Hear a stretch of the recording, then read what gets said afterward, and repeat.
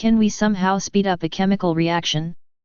Of course, the answer is yes, if we change any factor that increases the frequency of successful collisions, that is, the number of successful collisions per unit time. The greater the number of successful collisions, the faster the concentration of reactants or the amount changes.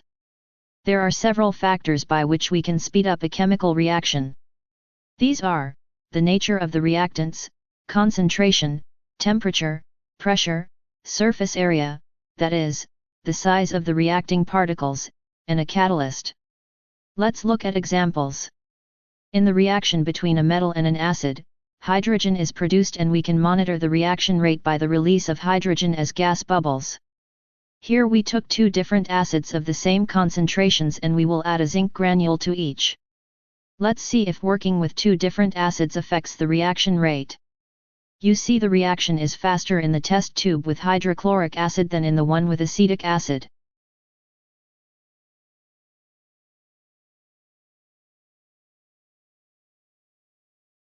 Here we took the same acid but two different metals, magnesium and zinc, to compare the reaction rate in these two test tubes.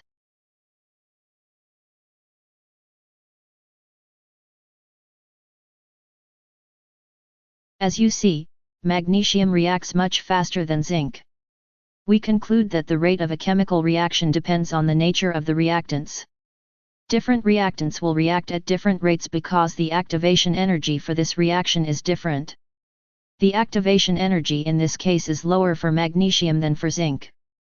That is why a larger number of magnesium atoms reach sufficient energy to react with the acid. Let's see how concentration affects the reaction rate.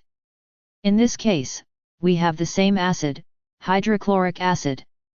In the left test tube is a 1% solution, and in the right one is a 20% solution.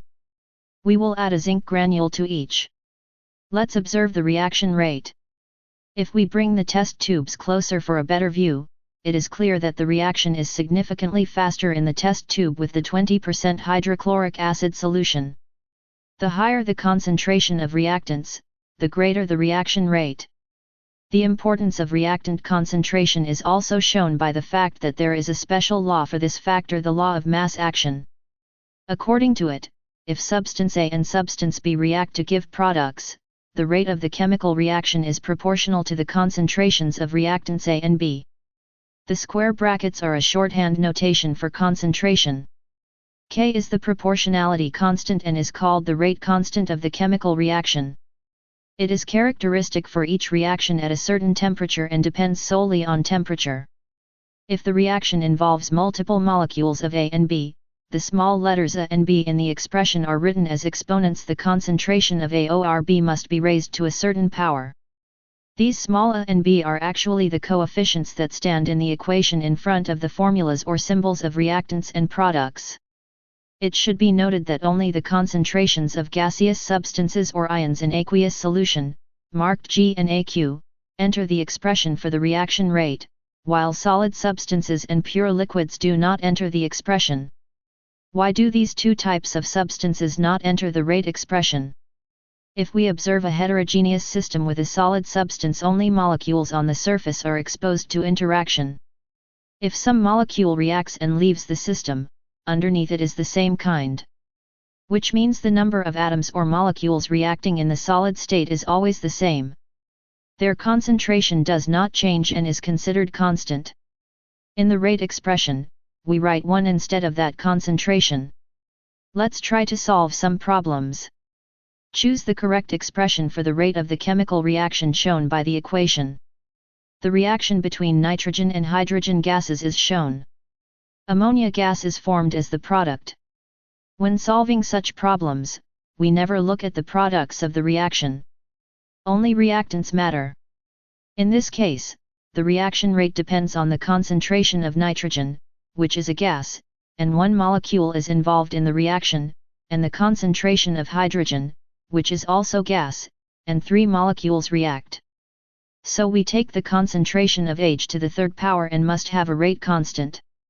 The correct expression is under B. Expression A is not correct because it includes ammonia concentration. Expression D lacks K, and expression E lacks reactant concentrations.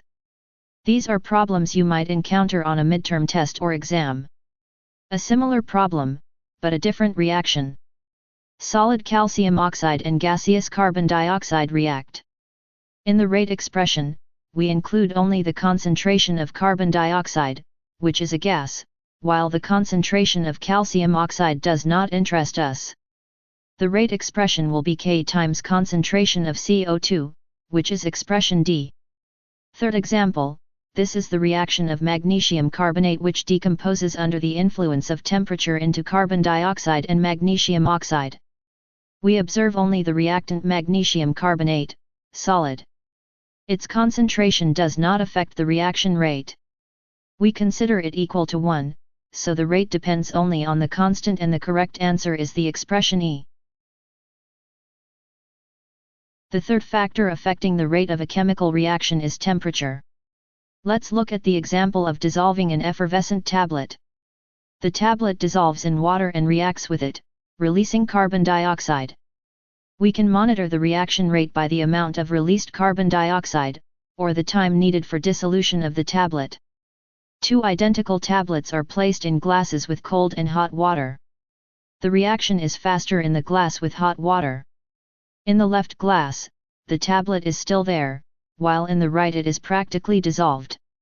The dissolution time is shorter in hot water. Why does temperature affect the reaction rate?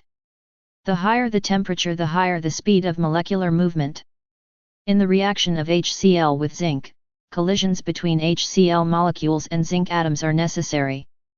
The higher the temperature, the faster HCl molecules move, there are more collisions with zinc, and the probability of an effective collision is higher. But that is not the only reason. Temperature also affects the activation energy. When we increase the temperature, the initial state is no longer at the same energy level, reactants have higher energy. This means the activation energy is lower, more molecules have sufficient energy, so the number of successful collisions increases.